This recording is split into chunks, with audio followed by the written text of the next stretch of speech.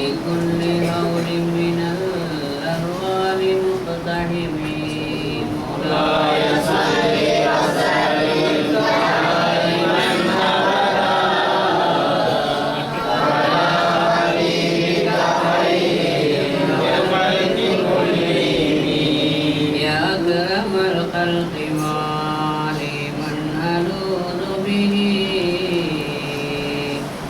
سواك عند حلول الحادث العمم مولاي صل وسلم دائما أبدا على حبيبك خير الخلق كلهم يا ربي بالمصطفى بلغ مقاصدنا واغفر لنا ما مضى يا واسع الكرم مولاي صل وسلم دائما أبدا على حبيبك خير الخلق كلهم. السلام عليكم ورحمة الله وبركاته. الحمد لله رب العالمين عدد خلقه وزنة عرشه ورضا نفسه ومداد كلماته سبحانك لا علم لنا إلا ما علمتنا إنك أنت العليم الحكيم.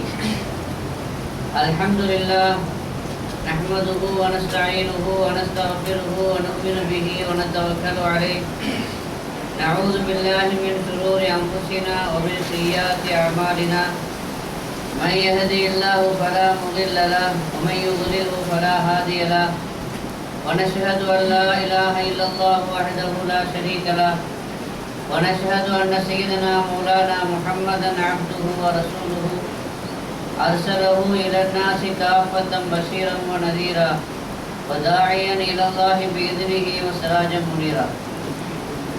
أما بعد فقد قال الله تعالى في كلامه القديم والفرقان المجيد بعد أعوذ بالله من الشيطان الرجيم بسم الله الرحمن الرحيم قل بفضل الله وبرحمته وبذلك فليفرحوا هو خير مما يجمعون.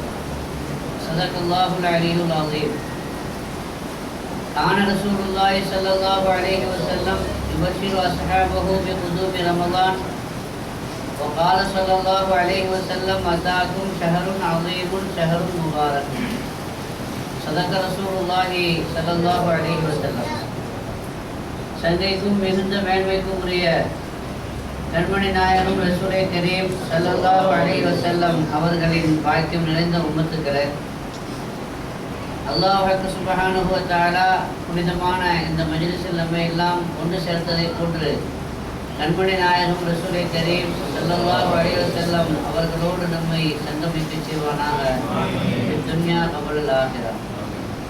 அருள்மழை பொழிந்து கொண்டிருக்கிற இந்த நேரத்தில் கேட்கப்படுகிற துஆவை அல்லாஹ் கபூல் செய்வானாக. புனிதமிக்க ரமலானை வரவேற்பதற்காக வேண்டி இங்கே நாம் கூடியிருக்கிறோம். சங்கையான ரமலானுடைய மாதத்தை வரவேற்பது எப்படி என்பதை நாம் தெரிந்து கொள்ள வேண்டும். ரமலானை வரவேற்பது என்பது முதலில் அந்த ரமலான் நமக்கு கிடைக்க வேண்டும் என்று துஆ செய்வதாகும். கண்மணி நாயகம் ஸல்லல்லாஹு அலைஹி வஸல்லம் அவர்கள் ரஜப் மாதம் பிறந்து விட்டால் கிட்டத்தட்ட 3 மாதங்களுக்கு முன்பாக அதை வரவேற்று துஆ செய்வார்கள். யா அல்லாஹ் எங்களுக்கு ரமலானை கிடைக்க செய்வாயாக. தாய் 8 அடி பாய்ந்தா குட்டி எத்தனை அடி பாயும்? 16 அடி பாயன்னு சொல்லுவாங்க. அந்த நபி ஸல்லல்லாஹு அலைஹி வஸல்லம் நேசர்களான வழிமார்கள் ஸலஃபு ஸாலிஹீன்களான நல்லோர்களான நாதாக்கள் 6 மாதத்துக்கு முன்னாடி துஆ செய்வாங்க. 6 மாதத்துக்கு முன்னாடி யா அல்லாஹ் எங்களுக்கு ரமலானை கிடைக்கச்சே என்று துஆ செய்வாங்க. ரமலானுக்கு முன்பே 6 மாதம் ரமலான் கிடைக்கணும்னு துஆ செய்வாங்க. ரமலானுக்கு பிறகு 6 மாதம் கிடைச்ச அந்த ரமலானை நாங்கள் செய்த அமலை கபூல் செய்வாயாக என்று துஆ செய்வாங்க. ஆக மொத்த வருஷமும் ரமலானை சுற்றியே இருக்கும். முன்னாடி 6 மாதம் கிடைக்கணும், பின்னாடி 6 மாதம் கிடைச்சது கபூல் ஆகணும். ஆக முதல் விஷயம் ரமலான் கிடைக்க வேண்டும் என்று துஆ. ரெண்டாவது விஷயம், ரமதான் வரப்போகிறது என்பதை நினைத்து ஒரு சந்தோஷம் வர வேண்டும், உள்ளத்திலே ஒரு மகிழ்ச்சி வர வேண்டும். ஏனென்றால் அல்லாஹ்வுடைய அருள்மழை பொழிகிற ஒரு மாதம். அல்லாமா இப்னு ரஜபு ஹம்பலி ரஹ்மத்துல்லாஹி அலைஹி சொல்வார்கள், ரமதானுடைய மாதத்தை அது வருகிறது என்பதை நினைத்து அல்லது வந்துவிட்டது என்பதை நினைத்து சந்தோஷப்படுவதும், அந்த ரமதான் மாதத்தை குறித்து நற்செய்தி சொல்லுவதும், அதை வாழ்த்தி வரவேற்பதும் அது நல்லோர்களான மூமின்களுடைய அடையாளம் என்று சொல்லுவார். கண்மணி நாயகம் ஸல்லல்லாஹு அலைஹி வஸல்லம் அவர்கள் ரமதானை குறித்து நற்செய்தி சொல்லியிருக்கிறார். இதோ ரமதான் வந்துவிட்டது, அது மகத்தான ஒரு மாதம், அது ஒரு முபாரக்கான ஒரு மாதம் என்று அவர்கள் ரமதானை குறித்து நற்செய்தி சொல்லியிருக்கிறார். ரமதான் முபாரக், சலாமத் ரமதான் என்ற வாழ்த்துக்களை பரிமாறிக்கொள்கிறோம். இப்படி வாழ்த்துக்களை பரிமாறிக்கொள்வது, அது சம்பந்தமான நற்செய்தியை சொல்லுவது, அது நபிகள் நாயகம் ஸல்லல்லாஹு அலைஹி வஸல்லம் அந்த ஹதீஸின் அடிப்படையில் அமைந்தது. அல்லாமா இப்னு ரஜப் ஹம்பலி அவர்கள் சொல்வார்கள், இந்த ஹதீஸ் தான் ரமதானை குறித்த வாழ்த்து செய்திகளை பரிமாறிக்கொள்வதற்கு ஆதாரமாக இருக்கிறது என்று உலமாக்கள் சொல்கிறார்கள் என்று தெளிவுபடுத்தியிருக்கிறார். அப்துல்லா இப்னு உமர் ரலியல்லாஹு அன்ஹு அவர்கள், மர்ஹபம் பி ஷஹரின் கைரின் குல்லு, முழுக்க முழுக்க நன்மையாகவே அமைந்திருக்கிற ரமதானே வருக என்று அவர்கள் ரமதானை அவர்கள் வாழ்த்தி வரவேற்பார்கள் என்று ஹதீஸில் நாம் பார்க்கிறோம். எனவே ரமதானை வரவேற்பது என்பது அதனுடைய வருகை நினைத்து சந்தோஷப்படுவதும், அதனுடைய வருகை குறித்து மக்களுக்கு நினைவூட்டி வாழ்த்துக்களை பரிமாறிக்கொள்வதும் அதுவெல்லாம் விரும்பத்தக்க காரியங்கள் என்பதை நம்முடைய உலமா பெருமக்கள் தெளிவுபடுத்தி இருக்கிறார். அல்லாமா இப்னு ரஜப் ஹம்பலி அவர்கள் மேலும் சொல்கிறார்கள், கண்மணி நாயகம் ஸல்லல்லாஹு அலைஹி வஸல்லம் சொல்லியிருக்கிறார்கள், நமக்கெல்லாம் தெரிந்த செய்தி, ரமதான் மாதம் வந்துவிட்டால் சொர்க்கத்தினுடைய கதவுகள் எல்லாம் திறக்கப்பட்டு விடுகிறது. ஒரு மூமின் சொர்க்கத்தினுடைய கதவுகள் திறக்கப்படுவதை கேள்விப்பட்டு எப்படி சந்தோஷப்படாமல் இருக்க முடியும் என்று கேட்கிறார். ஹதீஸில் வந்திருக்கிறது, ரமதான் மாதம் வந்துவிட்டால் நரகத்தினுடைய கதவுகள் இழுத்து மூடப்படுகிறது. ஒரு பாவியாக இருந்தால் கூட அந்த பாவி நரகத்தினுடைய வாசல் இழுத்து மூடப்படுகிறது என்பதை நினைத்து அவன் எப்படி சந்தோஷப்படாமல் இருப்பான்? ரமதான் மாதம் வந்துவிட்டால் ஷைத்தான் விலங்கிடப்படுகிறான் என்று கண்மணி நாயகம் ஸல்லல்லாஹு அலைஹி வஸல்லம் சொன்னார்கள். ஒரு புத்திசாலி ஷைத்தான் கைது செய்யப்பட்டதை நினைத்து எப்படி சந்தோஷப்படாமல் இருப்பான் என்று கேட்கிறார். நமக்கு எதிரியாக இருக்கக்கூடியவர், காலமெல்லாம் நமக்கு எதிரியாகவே இருந்து நமக்கு நலன் எதுவும் வரக்கூடாது என்பதை திட்டமிட்டு செயல்படுத்தி கொண்டிருக்கக்கூடிய அந்த ஷைத்தான் இப்லீஸ் லஅனத்துல்லாஹி அலைஹி, அந்த கூட்டம் சிறையில் அடைக்கப்படுகிறது என்பது புத்திசாலிகளாகிய நமக்கு அது சந்தோஷத்தை தர வேண்டும், அது மகிழ்ச்சியை தர வேண்டும். ரமதானை பொறுத்த வரைக்கும் மக்கள் 3 விதமாக இருக்கிறாங்க. முஸ்லீம்களிலே 3 விதமான மக்கள் இருக்கிறாங்க. ஒன்று என்ன அப்படின்னா, ரமதான் வந்தால் நோன்பு வைக்கணும், ஒரு சடங்கு. எல்லாரும் நோன்பு வைக்கிறாங்க, நானும் வைக்கிறேன். எல்லாரும் நோன்பு வைக்கும் பொழுது நான் மட்டும் நோன்பு வைக்காமல் இருந்தால் என்னோட மாதிரியாக பார்ப்பாங்க. சமூகம் நம்மளோட மாதிரியாக பகிஷ்கரித்து விடும். அதனால் வழி இல்லாமல் நோன்பு வைக்கிற ஆட்களும் இருக்கிறாங்க. வந்துருச்சு, என்ன பண்ணுறது, சரி நோன்பு வைப்போம். வீட்டில் எல்லாருமே நோன்பு வைக்கிற சாப்பாடு கிடைக்காது, அதுக்கான நோன்பு வைக்கிற ஆட்களும் இருக்கிறாங்க சில பேர், இல்லையா? ஆதத்திற்காக வேண்டிய, விவாதத்திற்காக வேண்டிய அல்ல, ஒரு ஆதத், ஒரு வழக்கம். இப்படி ஒரு குரூப் இருக்குது. இவங்களுக்கு நோன்பு பிடித்ததுனால கடமை நிறைவேறிடும், ஆனால் அதனுடைய குணம் உண்டாகாது. நோன்பினால் ஏற்படுகிற குணம், நோன்பினால் ஏற்படுகிற மாற்றங்கள், மாண்புகள், அதனால் அவனுக்கு மறுமையினுடைய உயர்வுகள், ஆன்மீகத்தினுடைய முன்னேற்றங்கள் ஏற்படாது. ஏன்னா ஈடுபாடு இல்லை. 2வது சாரார் என்னன்னா, ரமதான் வருது என்பதை நினைத்து கவலைப்படுற ஆசாமிகள் இருக்கிறாங்க. இப்போ ஒரு மாதம் சாப்பிட முடியாது அப்படி நினைச்சு கவலைப்படுற ஆட்கள் இருக்கிறாங்க. பட்டினி போடுகிற மாதம் வருகிறது, நம்மளுக்கு சாப்பாடு தர மாட்டாங்க, தாகித்திருக்க வேண்டும், பசித்திருக்க வேண்டுமே என்று நினைத்து வருத்தப்படக்கூடிய சில கூட்டங்களும் இருக்குது. இவங்க நசீபு கட்டவர்கள். இவங்களை பொறுத்த வரைக்கும் ரமதான் மாதம் 1 மாதம் அல்ல, 1 வருஷமாக இருக்கும் அவங்களுக்கு போகிறது. சீக்கிரம் போக மாட்டேங்குது நினைப்பாங்க. இவர்கள் முழுமின்களாக இருப்பதற்கு லாயக்கற்றவர்கள், அநேகமாக முனாஃபிக்கீன்களாக இருக்க வேண்டும்.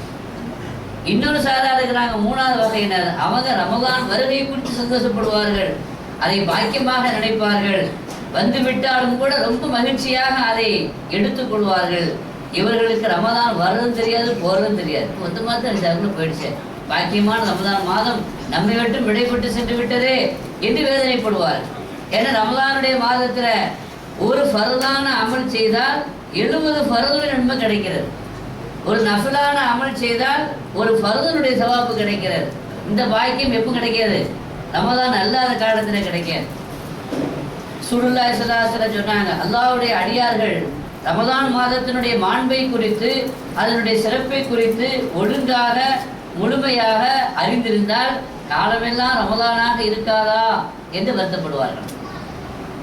அல்லாமா ஸஹபி ரஹ்மத்துல்லாஹி அலைஹி சொல்கிறார்கள், ரமதான் மாதத்துல எந்த காரணமும் இல்லாம, எந்த நோயும் இல்லாம, எந்த சங்கடமும் இல்லாம, எந்த நியாயமும் இல்லாம மற்ற நோன்பை விட்டான்னா அது ஜினாவை விட பெரிய குற்றம் என்று சொல்கிறார்.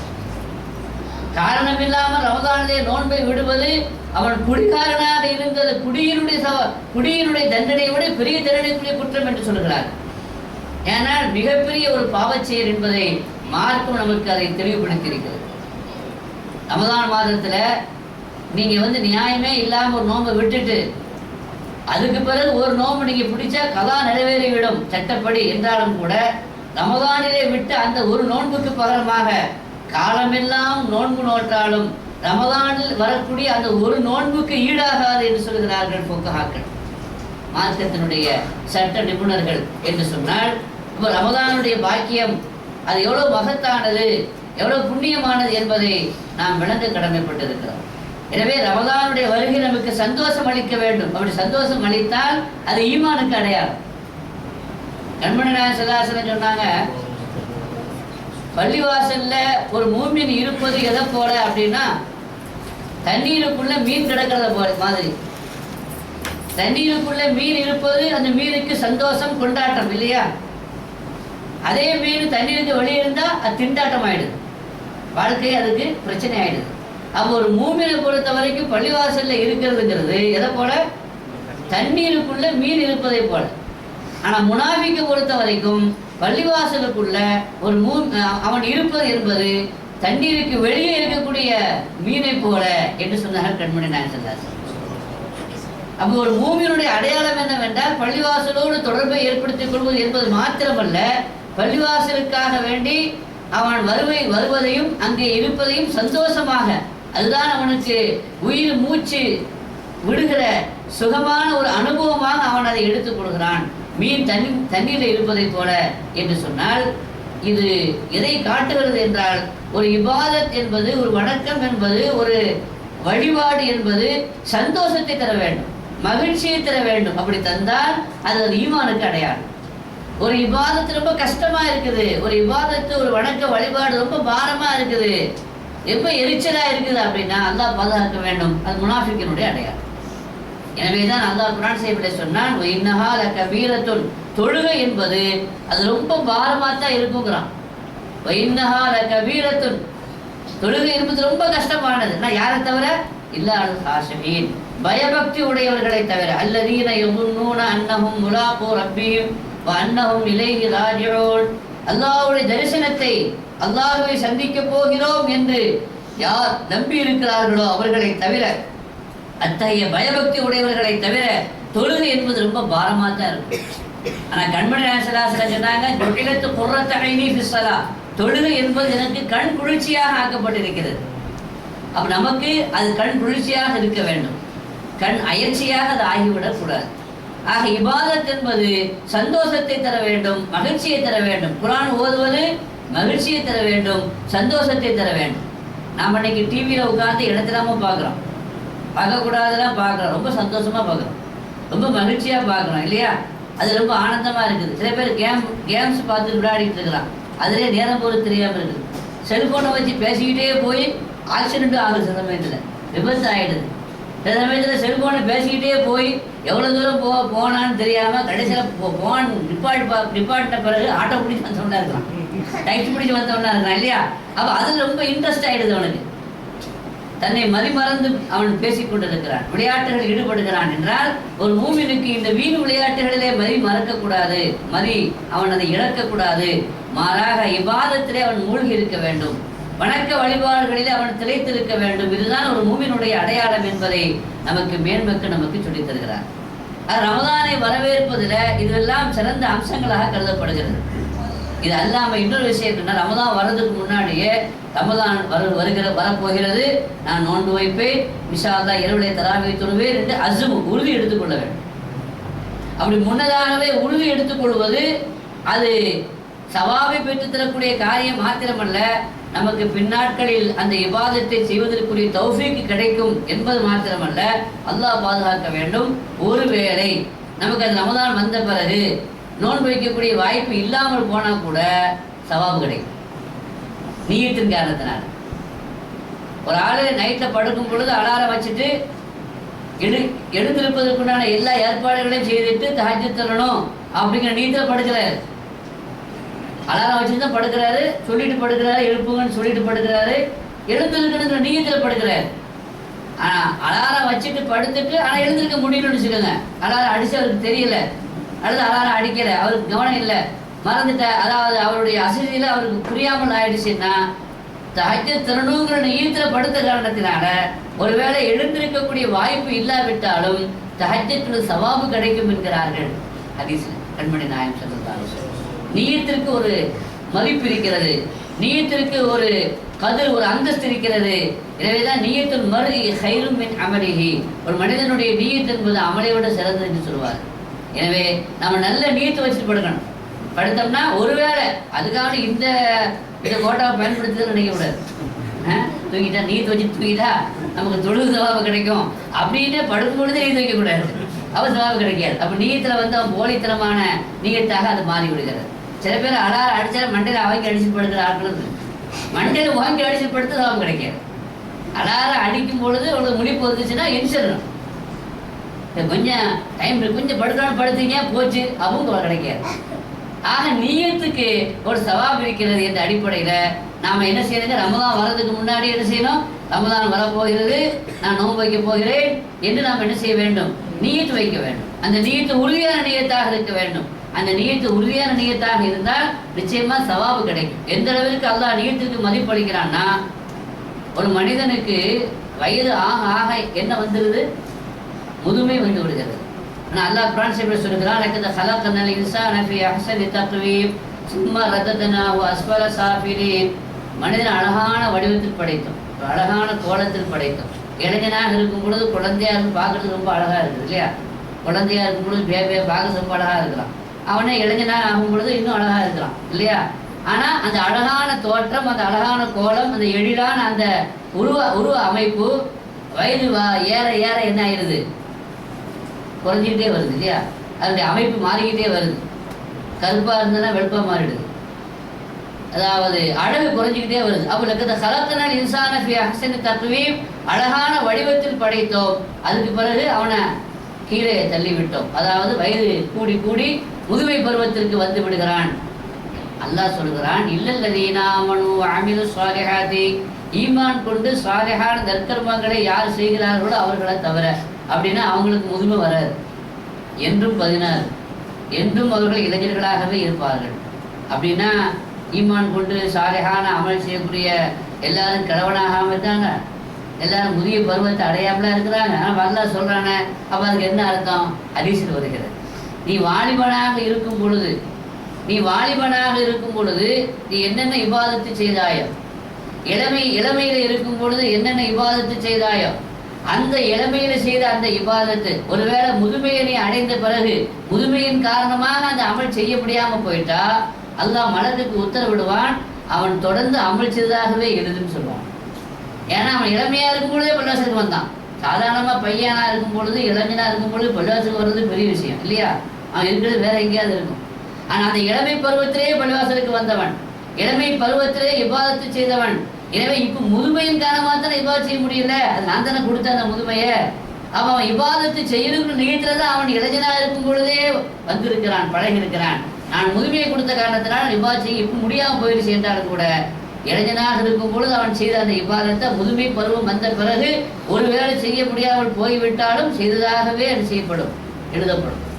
ஒரு ஆள் ஆரோக்கியமா இருக்கிறாரு, நோய் இல்லாம சுகமாக இருக்கிறாரு, சுகமாக இருக்கும் பொழுது ஜமாத்தோடு தொழுவாரு, ஒரு சுன்னத்தை விட மாட்டாரு, தஹஜ்ஜத் தொழுவாரு, ஒரு நஃபில் விட மாட்டாரு. இப்படி எல்லாம் இபாதத்து செய்யக்கூடிய ஒரு பழக்கமுள்ள ஒரு ஆள் ஆரோக்கியமா இருக்கும் பொழுது திடீரென்று அவருக்கு நோய் வந்துருச்சு, குணமில்லாமல் ஆயிடுச்சு, சுகம் இல்லாமல் ஆயிடுச்சு. அதனால அவரால் என்ன செய்ய முடியல, இபாதத் செய்ய முடியல, அந்த அளவுக்கு நிறைய வணக்கங்கள் செய்ய முடியல என்றால் அல்லாஹ் சொல்லுவானா, அவன் ஆரோக்கியமா இருக்கும் பொழுது இபாதத் செய்த ஆள் தானே, ஆரோக்கியமா இருக்கும்போது ஜமாத்துல தொழுத ஆள் தானே, ஆரோக்கியமா இருக்கும் பொழுது நிறைய நஃபிலான வணக்கங்கள் செய்த ஆள் தானே. இப்போ நோய் வந்த காரணத்தினால தானே செய்ய முடியல, இந்த நோயை நான் தானே கொடுத்தேன். அதனால நோயாளியாக இருக்கக்கூடிய இவருக்கு ஆரோக்கியமா இருக்கும் பொழுது அவர் என்னென்ன அமல் செய்தாரோ அத்தனை அமல்களையும் செய்யாட்டாலும் சிறிதாகவே எழுதுங்கன்னு சொல்லுவாங்க. இல்லல்லதீன ஆமனு வ அமிலு ஸாலிஹாத்தி. ஊர்ல இருக்கிறார் ஒரு ஆளு, முக்கியமா இருக்கிறாரு, ஊர்ல இருக்கும் பொழுது நிறைய இபாதத் செய்யறாரு, சஃபர்ல போகும் பொழுது பயணத்துல போகும் பொழுது அந்த அளவுக்கு என்ன செய்ய முடியாது, உள்ளூர்ல இருக்கும் பொழுது சில இபாதத் அவரால் செய்ய முடியாது என்று சொன்னால், உள்ளூர்ல இருக்கும் பொழுது ஒழுங்கா இபாதத் செய்தவராக இருந்திருந்தால், சஃபரின் காரணத்தினால மட்டும் அவருக்கு இபாதத் செய்ய முடியாமல் போயிருந்தால் அல்லாஹ் தொடர்ந்து அந்த இபாதத்தை சிறிதாகவே கணக்கிலே சேர்க்கும்படி அல்லாஹ் சொல்லுவான் வழக்குமார்களுக்கு. என்றால் நம்முடைய நிய்யத்திற்கு இருக்கிற மதிப்பையும் நம்ம நிய்யத்திற்கு இருக்கக்கூடிய அந்த உறுதியையும் நாம் விளங்கிக் கொள்கிறோம். ஆகவே ரமதான் வருவதற்கு முன்பாகவே நாம் செய்ய வேண்டிய விஷயங்கள், வரவேற்புக்குரிய முக்கியமான விஷயங்கள் ஒன்று என்னங்க, நிய்யத்து வைக்கிறோம். கண்டிப்பாக ரமதான் மாதம் வந்த பொழுது நோன்பு வைப்பேன், இரவு நேரத்தில் தஹஜ்ஜத் தொழுவேன், தராவி தொழுவேன், இபாதத்துகள் செய்வேன், குர்ஆன் ஷரீஃப் ஓதுவேன் என்று நாம் நிய்யத்து வைத்துக் கொள்ள வேண்டும். அந்த நிய்யத்து வைத்துக் கொள்வது அது அந்த அமலுக்குண்டான சவாபை இரட்டிப்பாக்கி நமக்கு தந்து விடுகிறது. பொதுவாக நாம நோன்பு வைக்கிறோம், இரவு நேரத்தில் தராவி தொழுகிறோம், சாதாரணமாக தொழுகிறோம், கவனம் இல்லாமல் தொழுகிறோம், கவனம் இல்லாமல் நோன்பு வைக்கிறோம். அப்படி வச்சோம்னா அதில் நோன்பு கடமத்தை நிறைவேறுமே தவிர அது முழுமையான பலன் கிடைக்காது. ரசூலுல்லாஹி ஸல்லல்லாஹு அலைஹி வஸல்லம் சொல்றாங்க, மன் சாம ரமலான ஈமானன், ஈமான் கொண்ட நிலையில் நோன்பு கடமை என்று நம்பணும். நோன்பு கடமைங்கிறத நம்பி நோன்பு வைக்கணும். மட்டுமல்ல எஹ்திசாபன், அந்த நோன்பு வச்சோம்னா நான் நோன்பு வச்சிருக்கிறேன், எஹ்திசாபனுக்கு அர்த்தம் என்னன்னா நான் நோன்பு வச்சிருக்கிறேன், இந்த நோன்புனால எனக்கு சவாபு கிடைக்கும். அந்த நிய்யத்து, அதாவது செய்த அமலை உள்ளத்திலே இருக்கின்ற அந்த உணர்வை வெளிப்படுத்துகிற வகையில அவனது எண்ணங்கள் அதை கொண்டு வர வேண்டும். அப்படி கொண்டு வந்தால் குஃபிரலஹுமா தகத்தம மின் தம்பிஹி, அவனது முன்பாவங்கள் எல்லாம் மன்னிக்கப்படும் என்றார்கள் கண்மணி நாயகம் ஸல்லல்லாஹு அலைஹி வஸல்லம். ஆக ரமலானுடைய வரவேற்புகளில் இதுவெல்லாம் நமக்கு செய்ய வேண்டும் என்று நம்முடைய சங்கைக்குரிய உலமாக்கள் சொல்லித் தருகிறார். சங்கைக்குரிய பெருமக்களே, ஆக ரமலான் என்பது எவ்வளவு மகத்தானது, ரமலானுடைய மாதத்தில் நாம் பிடிக்கிற நோன்பு எவ்வளவு சிறப்பானது, அதனுடைய சிறப்பிற்கு அதனுடைய மகத்துவத்திற்கு ஈடு இல்லை, இணை இல்லை. தல்ஹா ரலியல்லாஹு அன்ஹு சொல்றாங்க, 2 சஹாபிகள் வெளியூர்லேருந்து வந்தாங்க, ஒரே நேரத்தில் 2 பேரும் ஈமான் கொண்டாங்க, ஒரே மாதிரி 2 பேரும் இபாதத் செய்தாங்க. அப்படி இபாதத்து செய்து அவங்கள கவனிக்கிற பொறுப்பு என்னிடம் தான் இருந்தது. நான் என் வீட்டிலே கூட்டு சென்று அவர்களை நான் தங்க வைத்திருந்தேன். வெளியூர்காரங்க ஒரே நேரத்தில் ஈமான் கொண்டு ஒரே மாதிரி அமல் செய்து கொண்டிருந்த அந்த 2 சஹாபாக்கள்ல ஒரு சஹாபி யுத்தத்துக்கு போய் ஷஹீத் ஆயிட்டார், இன்னொரு சஹாபி ஷஹீதாகல. அவர் ஷஹீதுக்கு பிறகு ஷஹீதான சஹாபி அந்த ஷஹீதான பிறகு 1 வருஷம் கழிச்சு அவர் வஃபாத் ஆகிறாரு. ஆனால் அவர் இயற்கையான மரணம் தான் அடைந்தார், ஷஹீதுடைய மூத்து அவருக்கு கிடைக்கல. இந்த நிலையில் நான் ஒரு கனவு கண்டேன், அந்த கனவிலே சொர்க்கத்திற்காக வேண்டி மக்கள் சென்று கொண்டிருக்கிறார்கள். அப்படி சென்று கொண்டிருக்கிற பொழுது முதல்ல நிற்கிறது யாரு அப்படின்னா, நான் நினைச்ச ஷஹீதா முதல்ல நிற்பார். ஏன்னா அல்லாஹ்வுடைய பாதையில உயிர் நீத்திருக்கிறார், அல்லாஹ்வுடைய பாதையில தன்னுடைய உயிரையே தியாகம் பண்ணியிருக்கிறார். எனவே அவர் ஷஹீதா முதல்ல நிற்கணும், நம்மளும் அப்படிதான் நினைக்கிறோம். ஆனால் அவர் சொல்றதுக்கு ஆச்சரியம் என்னன்னா, ஷஹீதுக்கு பிறகு ஷஹீத் ஆகாம 1 வருடம் கழித்து இயற்கையாக மரணத்தை தழுவிய அந்த சஹாபி முதல்ல செய்றார், சொர்க்கத்துக்கு போறார். ஷஹீதான சஹாபி 2வது போறார். நானும் போய் நின்றேன், உனக்கு டைம் வரல போனேன்னு அனுப்பி விட்டுட்டாங்க. ஏன்னா மூத்தாகல, அவர் ஹயாத்தா இருக்கிறார், உனக்கு டைம் வரல நீ போன்னு அனுப்பி விட்டாங்க. இந்த கணவர் ரொம்ப ஆச்சரியமா போச்சு அவருக்கு. என்னடா ஷஹீதை விட இந்த ஆள் முந்தி கொண்டு இஸ்லாத்துக்கு சென்று விட்டாரே, சொர்க்கத்துக்கு சென்று விட்டாரே, ஷஹீதான முதல்ல சொர்க்கத்துக்கு போகணும் என்று ஆச்சரியப்பட்டு என்னால் அதை விளங்கி கொள்ள முடியாம கண்மணி நாயகம் ஸல்லல்லாஹு அலைஹி வஸல்லம் அவங்கள்ட்ட போய் சொன்னேன், என்னுடைய ஆச்சரியத்தை வெளிப்படுத்தினேன். அவர் ரசூலுல்லாஹி ஸல்லல்லாஹு அலைஹி வஸல்லம் எல்லாவற்றையும் கேட்டுக்கொண்டே இருந்தார்கள். கேட்டுக்கொண்டு சொன்னாங்க, இந்த ஆச்சரியப்படுறதுக்கு என்ன இருக்குது அப்படின்னு சொன்னாங்க. இது ஆச்சரியப்படுறதுக்கு என்ன இருக்குது, ஷஹீதானவருக்கு பிறகு அந்த ஆள் 1 வருஷம் ஹயாத்தா இருந்தார்ல, அப்படின்னா அவருக்கு ரமலான் வந்திருக்கும்ல, அந்த ரமலான் மாசம் நோன்பு வச்சிருப்பார்ல, அந்த ரமலான் மாசம் நோன்பு ஷஹீது பிடிக்கலன்னு சொன்னாங்க. சுப்ஹானல்லாஹ், எவ்வளவு பெரிய விஷயம் பாருங்க. அல்லாஹ்வுடைய பாதையில அவர் உயிர் தியாகம் பண்ணியிருக்கிறாரு. அந்த உயிர் தியாகம் பண்ண அந்த சஹாபியை விட இவர் முந்திக் கொண்ட சொர்க்கம் சொல்றதுக்கு என்ன காரணம்?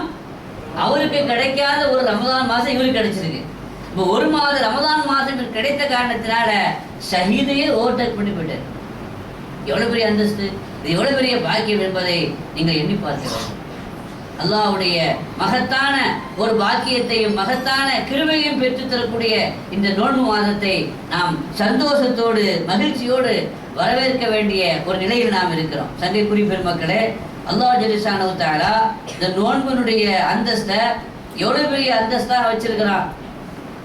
ஹதீஸ்ல வருது, ரசூலுல்லாஹி ஸல்லல்லாஹு அலைஹி வஸல்லம் சொல்றாங்க, அல் அமாலு இன்தல்லாஹி சபஉன். அமல்கள் அல்லாஹ்விடத்துல மொத்தம் 7 வகை இருக்குது. 7 வகையான அமல்கள் இருக்குது.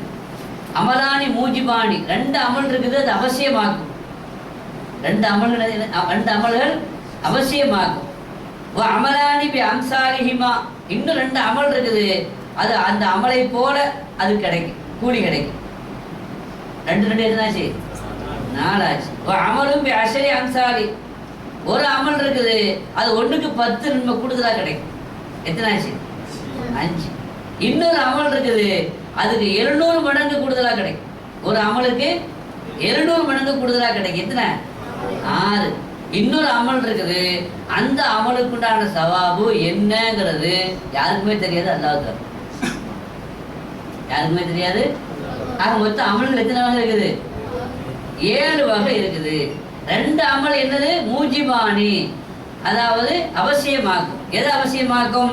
ஒருவன் ஈமான் கொண்டார், அல்லாஹ்வை ஏற்றுக்கொண்டார், ஏகத்துவத்தை ஏற்றுக்கொண்டார், ஏகத்துவத்தை ஏற்றுக்கொண்டு அதே இஹ்லாஸான அந்த நிலையில தௌஹீதினுடைய அந்த நிலையிலேயே அவர் ஷிர்க் வைக்காமல் மூத்தா போயிட்டார்னா அவருக்கு சொர்க்கம் என்ன ஆயிடும்? வாஜிபா போயிடும். அப்ப இந்த அமல் அவருக்கு சொர்க்கத்தை வாஜிபாகிறது. இன்னொருவர் ஷிர்க் வைத்து விட்டார், ஈமான் கொள்ளவில்லை, அல்லாஹ்வுக்கு இணை கற்பித்து விட்டார், அல்லாஹ்வை இணை கற்பித்து விட்ட நிலையில் அவர் அல்லாஹ்வை சந்திக்கிறார் என்றால் இவருக்கு என்ன வாஜிபா போயிடுது? நரகம் வாஜிபா போயிடுது. அவருக்கு சொர்க்கத்தை அது வாஜிபாக்குது. ஈமான் சொர்க்கத்தை வாஜிபாக்கும், ஷிர்க் என்பது நரகத்தை வாஜிபாக்கும். இப்படி 2 அமல் இருக்குது. 3வது என்னது? 2 அமல் இருக்குது, அந்த அமல் 1க்கு 1, அதனுடைய நன்மை எப்படி, அதனுடைய கூலி எப்படி கிடைக்கும்? 1க்கு 1 தான் கிடைக்கும் அப்படின்னு சொன்னாங்க. அது என்ன 1க்கு 1? ஒருத்தர் ஒரு பாவம் செய்யணும் அப்படின்னு நினைச்சான், ஒரு பாவம் செய்யணும் அப்படின்னு நினைச்சான், ஒரு பாவம் செய்யணும்னு நினைச்சு அந்த பாவத்தை செய்துட்டான். அந்த பாவத்தை செய்துட்டால் அவனுக்கு என்ன, எத்தனை தண்டனை கிடைக்கும்? ஒரு பாவத்திற்கு 1 தண்டனை கிடைக்கும். அதே மாதிரி ஒருத்தர் ஒரு பாவத்தை செய்யணும் அப்படின்னு நினைச்சான், செய்யல, ஒரு பாவத்தை செய்யணும்னு நினைச்சான், செய்ய நினைச்ச பிறகு அல்லாஹ்வோட பயம் என்ன செய்யாம போயிட்டாரு, செய்யாம விட்டுட்டாரு அப்படின்னா விட்டதுக்கு ஒரு சவாபு கிடைக்கும். ஒருத்தர் ஒரு நல்ல அமல் செய்யணும் அப்படின்னு நினைச்சாரு, ஆனா அமல் செய்யக்கூடிய அந்த நீயத்து இருந்துச்சே தவிர அமல் செய்யக்கூடிய வாய்ப்பு அவருக்கு கிடைக்கல. அமல் செய்யக்கூடிய வாய்ப்பு அவருக்கு கிடைக்கல என்றாலும் கூட நீயத்து வச்சாதான் இல்லையா, அதனால ஒரு நன்மை அவருக்கு என்ன கிடைக்கும். ஒரு அமலுக்கு அதே மாதிரியான அமலுக்கு என்ன செய்தவருக்கு கிடைத்து விடுகிறது. இன்னொரு ஆள் என்னது, நல்லது செய்யும் நினைச்சாரு, செய்யவும் செய்தார், நல்ல காரியங்கள் செய்ய வேண்டும் என்று நினைத்தாரு, செய்யவும் செய்தார்னா இவருக்கு எத்தனை கிடைக்கும்? 1க்கு 10. மஞ்சாபி ஹசனத்தின் பலகு அஷ்ரு அம்சாலிஹா, ஒரு நன்மையை செய்தால் அவருக்கு அதை போல 10 நன்மை கிடைக்கும் என்று அல்லாஹ் குர்ஆன் ஷரீஃபிலே சொல்கிறான். இன்னொரு அமல் இருக்குது, அந்த அமல் செய்தால் அதனுடைய சவாபு எவ்வளவு கிடைக்கும்? 200 மடங்கு. தர்மம் செய்தார் ஒருவர், அல்லாஹ்வுடைய பாதையில தர்மம் செய்தார்னா ₹1 கொடுத்தா எத்தனை ரூபா? 200 ரூபா. ஒரு ரிங்கிட் கொடுத்தா 200 ரிங்கிட். இது ஒரு அளவு தான், லிமிட் கிடையாது. அல்லாஹ் நினைச்சா இதை விட அதிகமா அல்லாஹ் பன்மடங்கு இன்னும் இரட்டிப்பாக தான் நாடியவர்களுக்கு கொடுப்பான். குறைந்தது என்ன வருது? 200 மடங்கு வரைக்கும் கூட அது போகிறது. 200 நன்மை கிடைக்குது தர்மத்திற்கு. 6 அமல் ஆச்சு. இன்னொரு அமல் இருக்குது, அந்த அமல் என்னன்னா அதனுடைய சவாபு என்னது, அதனுடைய அளவு என்னதுங்கிறத யாருக்குமே தெரியாது அல்லாஹ்வை தவிர. அது என்ன அமல்? அதுதான் நோன்பு என்றார்கள் கண்மணி நாயகம். நோன்புடைய அமலுடைய சவாபு என்னங்கிறதும் அது எவ்வளவு அப்படிங்கிறதும் யாரை தவிர தெரியாது, அல்லாஹ்வை தவிர யாருக்குமே தெரியாது. 3 அமல் இருக்குங்க. இந்த 3 அமலுக்கு அதனுடைய சவாபு, அதனுடைய வெயிட்டு என்ன அப்படின்னா, அதனுடைய அந்தஸ்து என்ன அப்படின்னா, அதனுடைய மதிப்பு என்னன்னா, சாதாரணமாக நாம் செய்யக்கூடிய அமல்கள் இருக்கிற மீசான் தராசில் நிறுக்கப்படும். அதை வைத்து நிறுத்துவாங்க, நிறுத்து பார்த்து அதனுடைய எடைக்கு எடை நன்மை கிடைக்கும்.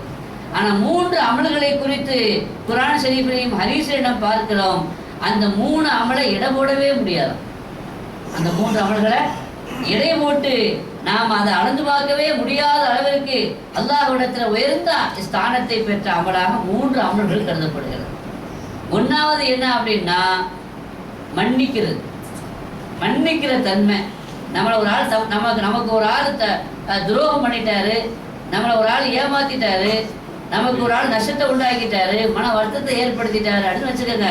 நம்ம அவரை தண்டிக்கிறத விட அவரை மன்னிச்சு விட்டுட்டோம் அப்படின்னா, இந்த மன்னிப்பு இருக்கு பாருங்க, இந்த மன்னிப்பு எவ்வளவு பெரிய அந்தஸ்துக்குரியது என்று சொன்னால், இந்த மன்னிப்பு என்ற இந்த அமலை அளந்து பார்க்கவே முடியாது, நிறுத்து பார்க்கவும் முடியாது, மதிப்பிடவே முடியாது. இதனுடைய கூலி என்னங்கிறத அல்லாஹ்விடத்துல தான் இருக்குது. வமன் அஃபா வ அஸ்லஹ ஃபஅஜ்ருஹு அலல்லாஹ். ஒருவர் மன்னித்து அவர் தன்னை சீர்படுத்தி கொண்டால் அவருடைய கூலி தரக்கூடிய பொறுப்பு யாரின் மீது இருக்கிறது? அல்லாஹ்வின் மீது இருக்கிறது என்று அல்லாஹ் குர்ஆன் ஷரீஃபிலே சொல்லுகிறான். சூரத்து ஷூராவிலே பதிவாயிருக்கிறது. இன்னொரு அமல் என்ன அப்படின்னா, ஒன்றாவது மன்னிப்பு, இன்னொன்று என்னன்னா பொறுமை. வலமன் சபர வஃபர, அந்த ஆயத்தில் அல்லாஹ் சொல்லுகிறான், ஒருவன் சபுர் செய்கிறார், பொறுமையா இருக்கிறார் அப்படின்னா, யுவஃப சாபிரூன அஜ்ரஹும் பிகைரி ஹிசாப். இன்னமா யுவஃப சாபிரூன அஜ்ரஹும் பிகைரி ஹிசாப். பொறுத்தவருக்கு சவாபு லிமிட்டே கிடையாது. அவருக்கு என்ன கூலி, எவ்வளவு கூலி கணக்கே கிடையாது. இன்னமா யுவஃப சாபிரூன அஜ்ரஹும் பிகைரி ஹிசாப். கணக்கில்லாமல் கூலி கொடுக்கப்படுவார்கள் என்று அல்லாஹ் சொல்கிறான். 3வது நோன்பு. அல்லாஹ் சொல்கிறான் ஹதீஸ் குத்ஸில, குல்லு அமல் இப்னி ஆதம், ஆதமுடைய மகன் செய்யக்கூடிய எல்லா அமல்களும் அது அவனுக்குரியதுதான், இல்ல சௌம், நோன்பை தவிர. நோன்பு என்பது ஃபைன்னஹு லீ, அது எனக்குரியது, வான அஜ்ஸீபி, நானே அதற்குரிய கூலி கொடுப்பேன். மற்ற அமல்களுக்கெல்லாம் கூலி கொடுக்கிறது மலக்குமார்கள், ஆனால் நோன்புக்கு கூலி கொடுக்கிறது யாரு? அல்லாஹ் கூலி கொடுக்கிறான். என்றால் இந்த 3 அமல்களுமே அதுக்கு லிமிட், அதாவது ஒரு கணக்கு இல்லை, ஒரு அளவு இல்லை. அதை நேரடியாக அல்லாஹ் அதனுடைய பொறுப்பை ஏற்றுக்கொள்கிறான். கியாமத் நாளையில் அழைப்பு விடுக்கப்படும், பொறுமையாளர்கள் எங்கே என்று அல்லாஹ் கேட்பான். அதே மாதிரி மன்னித்தவர்கள் என்று எங்கே என்று அல்லாஹ் கேட்பான். நோம்பாளிகள் எங்கே என்று அல்லாஹ்வுடைய அழைப்பு விடுப்பார். அப்படி அழைப்பு விடும் பொழுது இந்த 3 பேரும் முன்னோக்கி வருவார்கள். இவர்களுக்கு கேள்வி கணக்கு இல்லாமல் சொர்க்கம் செல்லக்கூடிய ஒரு பாக்கியத்தை அல்லாஹ் வழங்குகிறான் என்பதை குர்ஆனில் இருந்தும் ஹதீஸிலிருந்தும் நாம் பார்க்கிறோம். என்றால் இந்த 3 அமலுமே நோன்புல இருக்குது இல்லையா? இந்த 3 விஷயமே நோன்புல இருக்குது. நோன்புங்கிறது பொறுமை அதில் இருக்குது, மன்னிக்கிற தன்மை அதில் இருக்குது. நோன்பு வச்சுக்கிட்டு சண்டை போடக்கூடாது இல்லையா? ரசூலுல்லாஹி ஸல்லல்லாஹு அலைஹி வஸல்லம் சொல்லியிருக்கிறாங்க, நீங்கள் நோன்பு வச்சிருக்கும் பொழுது எவனாவது வம்பு சண்டைக்கு வந்தான்னு வைங்க, அப்போ என்ன செய்யணும்? இன்னி சாயமுன், நான் நோன்புப்பா அப்படின்னு சொல்லி ஒதுங்கிடும். அவன் வம்புக்கு வந்தால் கூட என்ன செய்யக்கூடாது? பேசக்கூடாது, சண்டைக்கு போகக்கூடாது. அது மன்னிக்கணும். 2வது நோன்பு சபுரு. எவ்வளோ சபுரு? சாப்பிடணுங்கிற ஆசை இருந்தாலும், குடிக்கணுங்கிற அந்த தாகம் இருந்தாலும், சாப்பாட்டை பார்க்கும் பொழுது பொறுமை இல்லாமல் தான் இருக்குது நமக்கு இல்லையா? குடிச்சிடணும்னு தோணுது, சாப்பிடணும்னு தோணுது, ஆனால் பொறுமையாக இருக்கிறான். சாப்பிடாம குடிக்காம பொறுமையாக இருக்கிறான்னு சொன்னா, நோன்பாளி இடத்துல இந்த 3 தன்மைகளும் இருக்கிறது. ஆக நோன்பு என்பது அல்லாஹ்விடத்துல கேள்வி கணக்கு இல்லாமல் சொர்க்கத்திற்கு செல்லக்கூடிய, அனுப்பி வைக்கக்கூடிய காரியம் மாத்திரமல்ல, அல்லாஹ்விடத்துல உயர்ந்த ஸ்தானத்தை பெற்று தரக்கூடிய ஒரு அமல் என்பதையெல்லாம் நாம் பார்க்கிறோம். அத்தகைய நோன்பு மாதத்தை தான் நாம் வரவேற்பதற்காக வேண்டி சந்தோஷத்தோடு நாம் காத்திருக்கிறோம். என்றால் இது சாதாரணமான ஒரு அமல் அல்ல, இது ஒரு சாதாரணமான ஒரு காலம் அல்ல என்பதை நாம் விளங்கிக் கொள்ள வேண்டும். நோன்பு வரவேற்கிறது என்று வரும் பொழுது நாம் நோன்பு நேரத்தில் சாப்பிடாமல் இருக்கிறோம், தண்ணீர் குடிக்காமல் இருக்கிறோம். இது மட்டுமல்ல நோன்பு. மாறாக நோன்பு நேரத்தில் பாவமான காரியங்களை செய்யாமல் இருக்க வேண்டும், தடுக்கப்பட்ட காரியங்களை தவிர்த்து வாழ வேண்டும். நோன்பு வைத்துக் கொண்டு பார்க்கக்கூடாத காட்சிகளை பார்க்கக்கூடாது, கேட்கக்கூடாத விஷயங்களை கேட்கக்கூடாது, பேசக்கூடாத விஷயங்களை பேசக்கூடாது, சிந்திக்கக்கூடாத விஷயங்களை சிந்திக்கவோ எண்ணவோ கூடாது. எண்ணத்தை பாதுகாக்க வேண்டும், கண்களை பாதுகாக்க வேண்டும், செவியை பாதுகாக்க வேண்டும், வாயை பாதுகாக்க வேண்டும். குறிப்பாக வாயை பாதுகாக்கணும், ரொம்ப ரொம்ப கஷ்டப்பட்டு பாதுகாக்கணும். பொய் பேசிடக்கூடாது, புறம் பேசிவிடக்கூடாது, கோல் சொல்லிவிடக்கூடாது, தேவையில்லாத வீண் விவாதங்கள் சர்ச்சைகள் ஈடுபட்டு விடக்கூடாது. அதனால நோன்பு கஷ்டமாகவும் ஆகிவிடுகிறது, நோன்பு அதனுடைய முழுமையான பலனையும் இழந்து விடுகிறது. ஒரு கணக்கு சொல்றாங்க, ஒரு மனிதர் வயதுக்கு வந்த பிறகு, பருவ வயதை அடைந்த பிறகு 50 வயசு வாழ்நாள வச்சுக்கிடுவோம். ஏன்னா பருவ வயதை அடைந்த வரைக்கும் அவர் செய்யக்கூடிய அமலுக்கு என்ன இல்லை, கேள்வி கணக்கு இல்லை. எனவே ஒரு பருவ வயதை அடைந்த பிறகு 50 வயது வரைக்கும் ஒருவர் வாழுகிறார் என்றால் ஒரு நாளைக்கு ஒரு ஆளை பற்றி புறம் பேசியிருக்கிறார் வச்சுக்கோங்க. ஒரு நாளைக்கு ஒரு ஆளை பற்றி ஒரு தடவை புறம் பேசியிருக்கிறார் அப்படின்னா 50 வயசு வாழ்ந்துருக்கிறார். அப்போ 50 இன்ட்டு அந்த இதை நீங்கள் இப்போ பெருக்கி பார்த்தீங்கன்னா 50 வருஷம் இல்லையா? அப்போ பெருக்கி பார்த்தீங்கன்னா 17,800 வருது. 17,800 பேரை புறம் பேசியிருக்காங்க. இப்போ நாளை கியாமத்து நாளையில் நீங்கள் யாரை பற்றிலாம் புறம் பேசுகிறீங்களோ அத்தனை பேரும் நாளைக்கு கேஸ் கொடுத்துருப்பாங்க, உங்கள் மேலே வழக்கு கொடுப்பாங்க. அப்போ உங்களுக்கு எதிராக கேஸ் தொடுக்கிறது எத்தனை பேர் வருவாங்க? 17,800 பேர் வருவாங்க. இப்போ இதுக்கு என்ன செய்வான் அல்லாஹ் தஆலா? நீ புறம் பேசுனதுக்காக வேண்டி ஒவ்வொரு நன்மையாக வாங்கி வாங்கி அவனை கொடுப்பான். ஒவ்வொரு நன்மையாக வாங்கி வாங்கி அவனை கொடுப்பான். எல்லா நன்மையும் கொடுத்தாச்சு, இனி கொடுக்கறதுக்கு நன்மை இல்லை. அப்போ அல்லாஹ் என்ன செய்வான்? அவன்கிட்ட இருக்கிற பாவத்தை வாங்கி அவன்கிட்ட கொடுப்பான். 17 இருக்கு நம்மள்கிட்டயே. நமக்கு கொஞ்சம் தன்னிறைவாக நமக்கு அமல் இருக்குது, நம்ம நிறைய அமலாக செஞ்சுட்டு போயிருக்கிறோம். அப்போ நம்ம அமல்கள் இப்படிப்பட்ட பலகீனமாக இருக்க நிலையில 17,800 பேருக்கு நாம் நன்மைகளை கொடுப்பதற்கும் அவருடைய பாவங்களை சுமப்பதற்கும் யாருக்கு தகுதி இருக்கிறது, யாருக்கு சக்தி இருக்கிறது என்பதை எண்ணி பார்த்தால் நாம் புறம் பேசுவோமா? நம்ம புறம் பேசுறது, அது குறிப்பாக நோன்பு நேரத்தில் புறம் பேசுறது. 2 பேர் ரசூலுல்லாஹ் பின்னாடி தொழுதுகிட்டு இருந்தாங்க. லுஹர் அல்லது அஸ்ர் என்ற ரிவாயத்தில் வருது. தொழுது கொண்டு இருக்கிற பொழுது ஸல்லல்லாஹு அலைஹி வஸல்லம் தொழுது முடிச்சுட்டு சலாம் கொடுத்த பிறகு திரும்பினாங்க. திரும்பி அந்த 2 பேரும் கூப்பிட்டு சொன்னாங்க, நீங்கள் மீண்டும் உது செய்து மீண்டும் தொழுங்கன்னு சொன்னாங்க. நீங்கள் நோன்பு தொடர்ந்து கொள்ளுங்க, ஆனால் இந்த நோன்பு பின்னாடி ஒரு நாள் கதா செய்யணும் அப்படின்னு சொன்னாங்க. அப்போ ஒதுவும் திரும்பி செய்யணும், திரும்ப 2ஆவது தொழணும், இந்த நோன்பு மீண்டும் ஒரு நாள் வைக்கணும்னா அந்த 2 சஹாபாக்களும் கேட்டாங்க, யாரை சொல்லலாம் நாங்கள் செய்கிறோம், நான் என்ன காரணத்தினால அப்படி தெரிஞ்சிருச்சுன்னா நான் அந்த காரணத்தை விளங்கி கொண்டோம் என்றால் அந்த பாவத்தை நாங்கள் செய்யாமல் இருப்போம் அல்லவா, நாங்கள் என்ன தப்பு பண்ணணும்னு கேட்டாங்க. அவர் ரசூலுல்லாஹி ஸல்லல்லாஹு அலைஹி வஸல்லம் சொன்னாங்க, நீங்கள் தொழுகைக்கு வர்றதுக்கு முன்னாடி உது செய்துட்டு தொழுகைக்கு வர்றதுக்கு முன்னாடி என்ன செய்றீங்க, இன்னும் ஆளை பற்றி புறம் பேசுறீங்கல்ல. அப்போ புறம் பேசுனா சட்டப்படி ஹதீஸினுடைய சட்டப்படியே ஸல்லல்லாஹு அலைஹி வஸல்லம் கற்றுக் கொடுத்த அந்த சட்டத்தின் அடிப்படையிலேயே உது முடியுமா? புறம் பேசுனா உது முடியாது, தொழுகையும் பாத்திலாகாது தான்.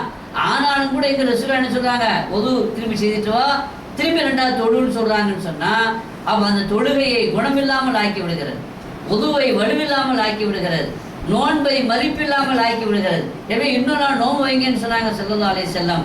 ஆகவே நாம் வைக்கிற அந்த நோன்பை கஷ்டப்பட்டு பசியோடு இருக்கிறோம், தாகித்து நாம் கஷ்டப்பட்டு தாகித்திருந்து பசித்திருந்து அந்த நோன்பை பிடித்து அந்த நோன்பை நாம் வீணாக ஆக்கி விடாமல் இருக்க வேண்டும் என்றால் நாம் என்ன செய்யணுங்க? புறம் பேசக்கூடாது. அடுத்தவங்களை பற்றி புறம் பேசாட்டா நமக்கு வாழ்க்கையில் அது ஒரு இன்ட்ரெஸ்டே இல்லாத வாழ்க்கையாக ஆகிவிடுகிறது இல்லையா? வாழ்க்கையில் ஒரு ரசனை எப்போ வருது அப்படின்னா யாரை பற்றியே கொஞ்சம் பேசணும். அதுக்கு பேர் கழுவி குடிக்கிறது வச்சுக்கிறாங்க, கழுவி குடிக்கிறது. ஆக இப்படி புறம் பேசுறது பொதுவாகவே தப்பு, ரமலான் ரொம்ப பெரிய தப்பாக மாறிவிடுகிறது என்பதை நாம் ஹதீஸிலிருந்து பார்க்கிறோம்.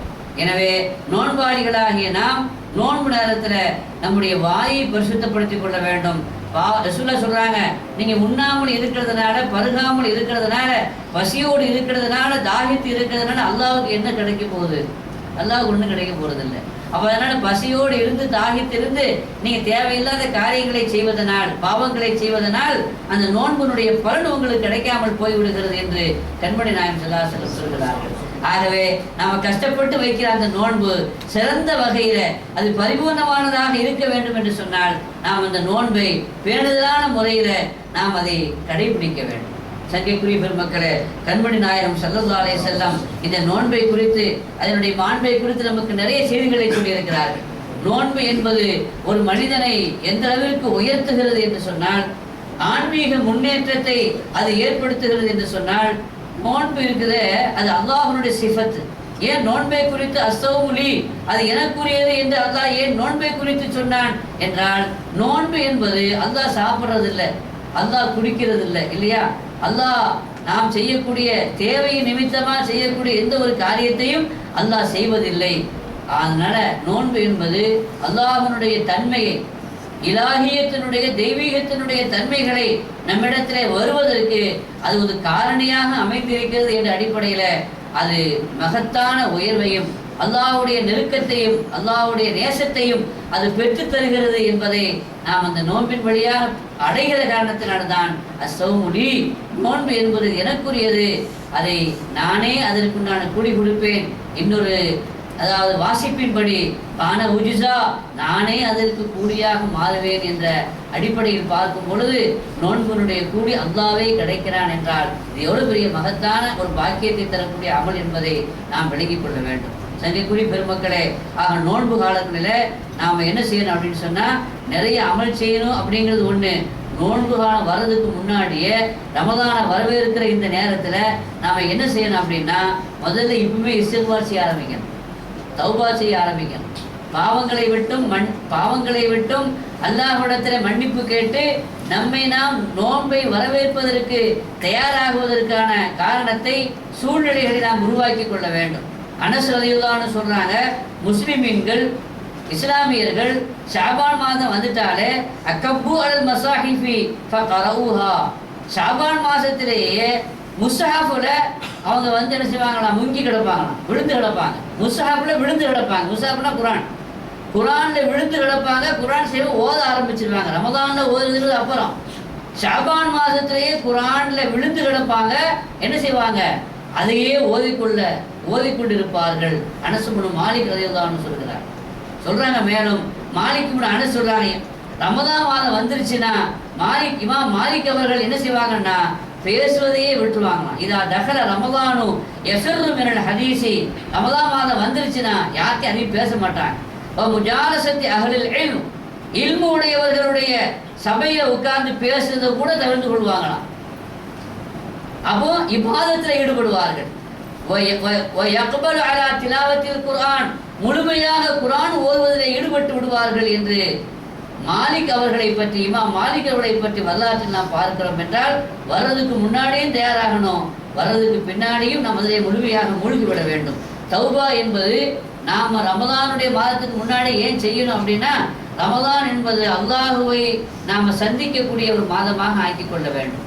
அல்லாஹ்வுடைய சொர்க்கங்கள் அலங்கரிக்கப்படுகிற மாதமாக இருக்கிற காரணத்தினால அந்த சொர்க்கத்திற்கு செல்லக்கூடிய ஒரு தயாரிப்பான நிலையில் நாம் நம்மை ஆக்கிக் கொள்ள வேண்டும். சங்கைக்குரியவர்களே, ரமதான் என்பது கெட்ட குணங்களை, அதாவது நம்மிடத்தில் இருக்கக்கூடிய தீய குணங்களை அழித்து அதை பரிசுத்தப்படுத்தி நம்மை நாமே பக்குவப்படுத்திக் கொள்ளக்கூடிய ஒரு மாதமாக ஆக்கிக் கொள்ள வேண்டும். லஅல்லக்கும் தத்தகூன், நோன்பு என்பது உங்களை பரிசுத்தப்படுத்திக் கொள்வதற்காக வேண்டி என்று அல்லாஹ் சொல்கிறான்.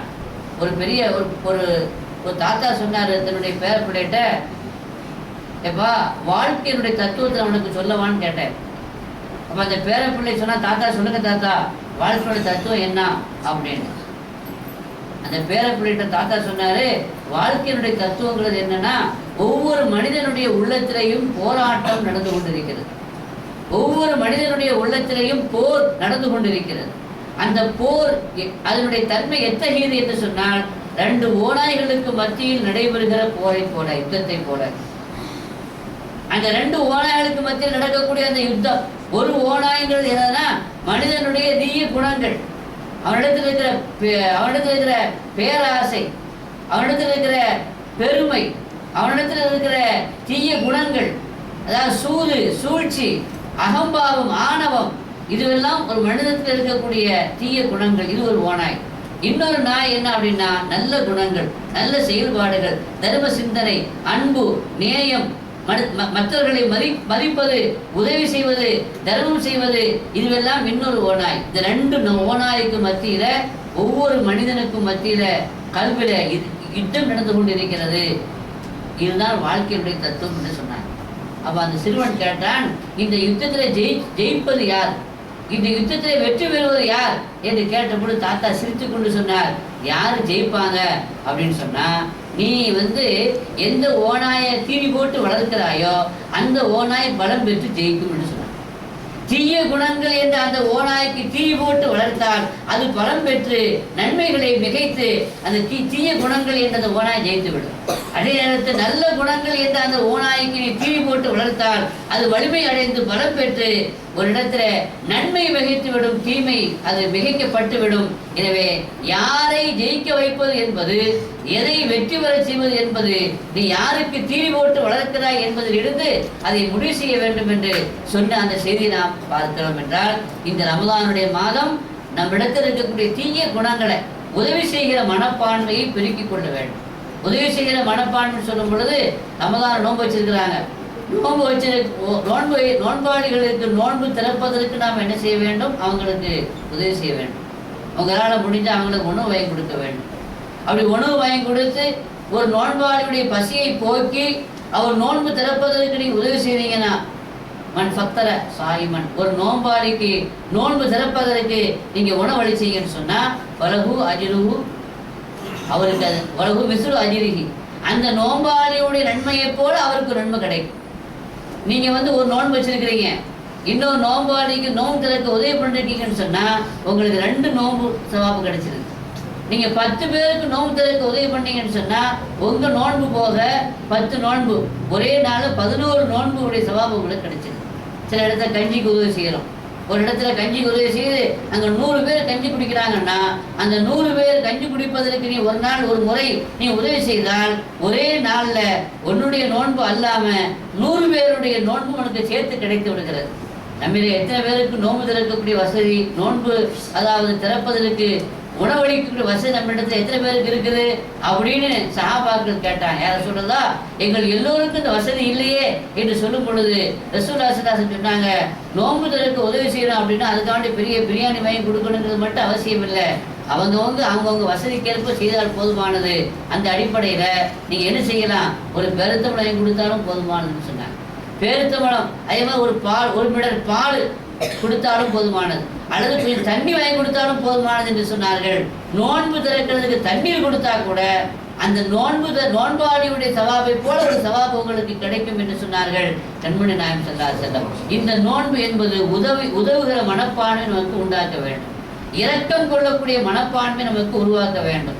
பசித்திருக்கக்கூடிய பசியை போக்குகிற இந்த தன்மை நம்மிடத்திலே உருவாகிவிட்டால், இரக்க குணம் நம்மிடத்திலே உருவாகிவிட்டால், இரக்க குணம் சொல்லும் பொழுது நீங்கள் பார்க்குறீங்க, நோன்பாளி வேலை செய்கிறாரு, நீங்கள் அவருக்கு கொஞ்சம் ஹெல்ப் பண்ணணும். ஒரு கம்பெனியில் நோன்பாளிகள் இருக்கிறாங்க அப்படின்னா எல்லா மாதத்தை போல அவருக்கு வேலை நேரம் ஒரே மாதிரி இருக்கக்கூடாது. நோன்பு நேரத்தில் வேலை நேரத்தை குறைக்கணும், வேலையினுடைய அளவை குறைக்கணும். இதுவெல்லாம் நீங்கள் நோன்பாளிக்கு செய்யக்கூடிய ஒரு கண்ணியம்.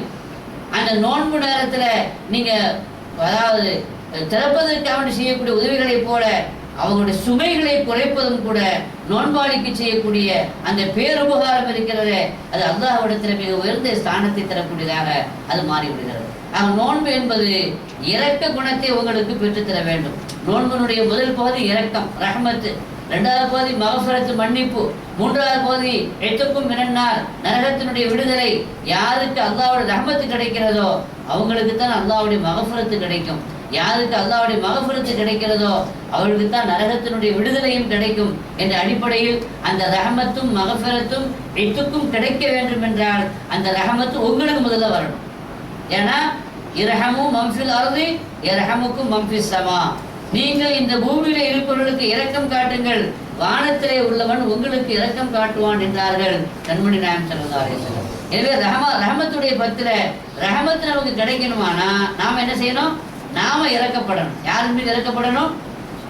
நம்முடைய தொழிலாளர்கள், நம்முடைய வீட்டில் இருக்கக்கூடியவங்க, பெண்கள் நமக்கான நிறைய வேலை செய்கிறாங்கன்னா அந்த நேரத்தில் அவங்களுக்கு நிறைய வேலைகளை கஷ்டங்களை கொடுத்து சிரமப்படுத்தக்கூடாது. ஆக இப்படி ரஹமத்து உயிரினங்கள் அவங்க மேலே ரஹமத்து படணும். அதே மாதிரி மகஃபிரத்து அல்லாஹ் நமக்கு மன்னிக்கணுமானா நாம மன்னிக்கிற பண்பை பெருக்கிக் கொள்ள வேண்டும், வளர்த்து கொள்ள வேண்டும். அவங்களுக்கு தான் சொர்க்கம் கிடைக்கும் என்றும் அல்லாஹ் சொல்லி காட்டுகிறான். 3வது எத்துக்கும் என்னென்னால் நரகத்தினுடைய விடுதலை நமக்கு கிடைக்க வேண்டும் என்றால் யாரையும் நாம் சிரமப்படுத்தக்கூடாது, கஷ்டத்தை விட்டும் நாம் அவர்களுக்கு விடுதலை கொடுக்க வேண்டும். மக்களுடைய கஷ்டத்தை விட்டும் நாம் கஷ்டம் கொடுப்பதை விட்டும் நாம் விடுதலை செய்தால்தான் நம்மை அல்லாஹ் நரகத்தை விட்டு விடுதலை செய்வான். ஆக நம்முடைய சொர்க்கத்தை நாம் தீர்மானிக்கிறோம். நம்முடைய மகஃபிரத்தை நாம் தீர்மானிக்கிறோம் என்பதை உணர்ந்து ரமதானுடைய மாதத்தை நாம் அதற்காக வேண்டி என்னென்ன செய்யணுங்கிறத இப்பவுமே திட்டமிட வேண்டும். நாம் பிளான் போடுறோம், ப்ரோக்ராம் போடுறோம். அதே மாதிரி ரமதானில் ப்ரோக்ராம் கொஞ்சம் மாற்றணும். மற்ற நாட்களில் செய்யக்கூடிய வியாபாரம், மற்ற நாட்களில் துனியாவுக்கு கொடுக்குற நேரம், மற்ற நாட்களில் கடையில் இருக்கிற நேரம், மற்ற நாட்கள் நீங்கள் துனியாவுடைய வேலைகளில் இருக்கக்கூடிய நேரத்தை எல்லாம் குறைச்சி ஆகரத்திற்காக வேண்டி இபாதத்திற்காக வேண்டி நேரத்தை கொஞ்சம் அதிகரிக்க வேண்டும். அதுக்கு பிளான் இப்பவுமே போட வேண்டும். அதுவும் கூட ரமதானுடைய வரவேற்பில் நமக்கு அதாவது கட்டுப்படுகிறது என்று பெருமக்கள் நமக்கு சொல்லித் தருகிறார்கள். ஆக இப்பொழுதே ரமதானுக்கு தயாராகணும். உளப்பூர்வமாகவும் தயாராகணும், உடல் ரீதியாகவும் தயாராகணும். உடல்ல நமக்கு ஆரோக்கியத்தை கெடுத்து கொள்ளக்கூடிய எந்த காரியத்தையும் செய்யக்கூடாது. எனவே தான் சொன்னாங்க, இதந்த சபை ஷாபானும் பலா தசூவும் பாதா நிஸ்பு ஷாபானுக்கு நோன்பு வைக்காதுன்னு சொன்னாங்க. ஏன் அப்படி சொன்னாங்கன்னா, நோன்பு வைக்கனால உங்க உடம்புக்கு ஒன்றும் ஆகாதுன்னு பிரச்சனை இல்லை. ஒருவேளை நிஸ்பு ஷாபானுக்கு நஃபிலான நோன்பு வச்சு அதனால உடல்ல பலகீனம் ஃபர்தான நோன்புக்கு தடையாயிடக்கூடாது. அரஃபாவில் நமக்கெல்லாம் அரஃபா நோன்பு சுன்னத்து. ஆனா ஹாஜி அரஃபாவில் இருக்கக்கூடியவருக்கு நோன்பு வைக்கிறது என்ன இல்லை, சுன்னத்து இல்லை. அரஃபா நோன்பு வைக்கக்கூடாது. ஏன்னா அரஃபால உற்சாகத்தோடு இருக்க வேண்டும், முழு தெம்போடு இருக்க வேண்டும். அங்கே நோன்பு வைத்தால் ஒருவேளை பலகீனம் ஏற்பட்டு துவா செய்ய முடியாம போயிடும். எப்படி அரஃபாவோட ஹாஜிக்கு நோன்பு வைக்கிறது சுன்னத்து இல்லையோ, அதே மாதிரி நிஸ்பு ஷாபானுக்கு பிறகு நம்ம ஃபர்தான நோன்புக்காக வேண்டி ரமதானுடைய நோன்புக்கு ஆயத்தமாக வேண்டும் என்பதற்காக வேண்டி உடல் ரீதியாக மன ரீதியாக நம்மை தயார்படுத்திக் கொள்ள வேண்டும் என்பதற்காக வேண்டி அதனால பலகீனம் ஏற்படும் என்றால் நீங்க என்ன செய்யாதீங்க, நிஸ்பு ஷாபானுக்கு நோன்பு வைக்காதீங்கன்னு சொன்னாங்க கண்மணி நாயகம் ஸல்லல்லாஹு அலைஹி வஸல்லம். ஆக உடல் ரீதியாகவும் அதே மாதிரி தேவையான இன்னொரு முக்கியமான விஷயம் என்ன அப்படின்னா ஷாப்பிங். பெருநாளைக்காண்டி ஷாப்பிங் போகிறோம். பெருநாளைக்காண்டி ஷாப்பிங் எப்போ போகிறோம்னா கடைசி பத்தில். இந்த கடைசி பத்து எதுக்கு வச்சுருக்கிறோம், ஷாப்பிங்குக்காண்டி ஒதுக்கி வச்சுருக்கிறோம். ஆனால் கடைசி பத்துங்கிறது இபாதத்திற்காண்டி உள்ளது. கண்மணி நாயகம் ஸல்லல்லாஹு அலைஹி வஸல்லம் கச்சையை கட்டிட்டு இறங்குவாங்கன்னு வருது இபாதத் வாசகம். அப்படின்னா அந்த கடைசி பத்தில் நம்ம பஜாரை சுற்றி கொண்டு இருக்காம, கடைகளை சுற்றி கொண்டு இருக்காம அந்த ஷாப்பிங் எப்பவுமே முடிச்சிடணும். ரமதானுக்கு முன்னாடியே முடிச்சிடணும். ரமதானுக்கு முன்னாடியே பெருநாள் பர்ச்சேஸை நம்ம செய்து இருக்கு பாருங்க, அதுவும் ரமதானுடைய வரவேற்பட மிக முக்கியமான விஷயம். ஏன்னா இபாதத்து செய்யக்கூடிய அந்த நேரத்தில், பள்ளிவாசலில் இருக்க வேண்டிய அந்த நேரத்தில் சாதாரணமாக எல்லா நாளும் இப்போ தராவிக்கு வரக்கூடிய சகோதரர் முதல் பத்தில் தராவிக்கு வர்றாரு, ரெண்டாவது பத்தில் தராவிக்கு வர்றாரு, மூணாவது பத்தில் ஷாப்பிங் பண்ண போறாரு, தராவிக்கு போயிடுது. சிறந்த ஒரு பாக்கியம். ரசூலுல்லாஹ் இப்போ ஈத்திகாஃப் இருந்த அந்த இரவு, லைலத்துல் கத்ருடைய இரவு கிடைக்கக்கூடிய பாக்கியம். அந்த பாக்கியமான அந்த இரவுல அந்த பகல்ல நம்ம பஜாரை நின்று கொண்டு இருக்காம ரமதான் முழுவதும் நாம் இபாதத்தில் இருக்க வேண்டும் என்றால் ஷாப்பிங்கை முற்படுத்திக் கொள்வதும் அந்த ரமதானை வரவேற்கக்கூடிய முக்கியமான அம்சங்கள்ல ஒரு அம்சம் என்பதை நாம் விளங்கி கொண்டு ஆக ரமதானை வரவேற்கிற நாம் உடல் ரீதியாகவும் அதாவது உடல் ரீதியாகவும் பொருளாதார ரீதியாகவும் கொஞ்சம் அதிகமாக செலவு பண்ணணும். ரமதானை கஞ்சித்தனம் பண்ணக்கூடாது. நீங்கள் வீட்டுக்கு நஃபகா கொடுக்கறது கொஞ்சம் ஒரு தொகை அப்படின்னா ரமதானுக்கு கொஞ்சம் அதிகமாக கொடுக்கணும், கணக்கு பார்க்கக்கூடாது. நல்ல சாப்பாடு, நல்ல ட்ரெஸ்ஸு, அதே மாதிரி மக்களுக்கு, பிள்ளைகளுக்கு, மனைவி மக்களுக்கு இந்த தாராளமாக உதவி செய்யக்கூடிய வகையில் அந்த நிதியை கொஞ்சம் என்ன செய்யணும், கொஞ்சம் கூட்டி கொடுக்கணும், நிறைய வாங்கி போடணும். இதுவும் ரமதானுக்குண்டான வரவேற்புள்ள ஒன்றுதான் என்பதை மேல் மக்கள் நமக்கு சொல்லித் தருகிறார். ஆக ரமதான் வருவதற்கு முன்பாகவே எல்லா வகையிலையும் நாம் அதை வரவேற்பதற்கு உற்சாகத்தோடு சந்தோஷத்தோடு நாம் அதை மகிழ்ச்சியோடு நாம் அதை வரவேற்க வேண்டும். அந்த ரமதானில நிறைய இபாதத்துகள் செய்து பகல் காலங்களில் நோன்பு நோற்று இரவு காலங்களில் நின்று வணங்கணும். முதல் சஃப் அதாவது ரமதானுடைய ஆரம்பத்தில் பள்ளிவாசல் கொஞ்சம் கூட்டம் அதிகமாக இருக்குது. அதுக்கு பிறகு கொஞ்சம் கொஞ்சமாக குறைஞ்சி தேஞ்சி கட்டுறமாகி கடைசியில் 27 பழையபடி கூட்டம் வருது. அந்த நடை இருக்குது சார். போக கூடிக்கிட்டே இருக்கணும். ஒரு நாள் முதல் நாள் அப்படின்னு இல்லை, 30 நாளுமே தராவியை நாம் சொல்ல வேண்டும். சில இடங்கள் எப்படின்னா 2 ரக்காத்து தொழுது 8 ரக்காத்து தொழுச்சு ஓடி போயிடுது. அது செய்யக்கூடாது. 20 ரக்காத்து இருக்குது. ஒவ்வொரு நாளும் 20 ரக்காத்து தராவி தொழுவதற்கு பிறகு ரமதான் அல்லா மற்ற காலம் சொல்ல முடியாது. ரமதான் மட்டும்தான் சொல்ல முடியும். எனவே ரமதானில் 20 ரக்காத்துகளை முழுமையாக ஹரம் செய்யப்படி 20 ரக்காத்து நடக்குது. அதே மாதிரி மதீனாவிலையும் முனவ்வராவிலையும் 20 ரக்காத்து நடக்குது. அன்று முதல் இன்று வரைக்கும் அப்படித்தான் அமல் நடந்து கொண்டிருக்கிறது. எனவே அந்த பாரம்பரியமான 20 ரக்காத்துகளை நாம் குறைக்காமல் விடாமல் நாம் தொழ வேண்டும். அப்படி தொழுகிற பாக்கியத்தை அல்லாஹ் நமக்கு தர வேண்டும் என்று இப்பொழுது நாம் துஆ செய்ய வேண்டும். ரப்புல் ஆலமீன் அந்த ரமதானை கண்ணியப்படுத்தி அந்த ரமதானுடைய மாதத்தில் நோன்பு வைக்கவும் இரவு காலங்களில் நின்று வணங்கவும் அல்லாஹ் நமக்கு தௌஃபீக் செய்வானாக. நிச்சயமாக நாம் குர்ஆன் ஷரீஃப் இறங்கிய மாதம் ரமதான் மாதம்ன்றது குர்ஆன் ஷரீஃப் இறங்கிய மாதம். குர்ஆன் ஷரீஃப் இறங்கிய அந்த மாதத்திலே குர்ஆன் ஷரீஃப் அதிகமாக நாம் ஓத வேண்டும். முடிந்த வரைக்கும் நாம் எவ்வளவு குர்ஆன்களை அந்த மாதத்திலே ஓத முடியுமோ அந்த அளவுக்கு அதிகமான குர்ஆன் ஷரீஃப் ஓத வேண்டும். ஏனென்றால் கண்மணி நாயகம் ஸல்லல்லாஹு அலைஹி வஸல்லம் சொல்றாங்க, அஸ்ஸியாமு வல் குர்ஆனு யஸ்ஃபஆனி, நோன்பும் குர்ஆனும் சிபாரிசு செய்யும், அல்லாஹ்விடத்திலே ஷஃபாஅத்து செய்யும். எனவே நோன்பு யா அல்லாஹ் நான் என் பகலிலே பசிக்க வைத்தேன் என்று சொல்லும், குர்ஆன் இரவிலே நான் நின்று ஓத வைத்தேன் தூங்க விடாமல் என்று சொல்லும். எனவே அந்த ரெண்டு ஷஃபாஅத்துக்கும் உரியவர்களாக நாம் ஆக வேண்டும். எல்லாம் வல்ல ரப்புல் ஆலமீன் அத்தகைய நல்ல தௌஃபீக்கை நம் அனைவருக்கும் தந்தல் புரிவானாக. பிஹக்கி சய்யிதினா முஹம்மதின் வ ஆலி சய்யிதினா முஹம்மதின் ஸல்லல்லாஹு அலைஹி வஸல்லம் வ ஆகிரு தஅவானா அனில் ஹம்துலில்லாஹி ரப்பில் ஆலமீன். அஸ்ஸலாமு அலைக்கும் வ ரஹ்மத்துல்லாஹி வ பரகாத்துஹு.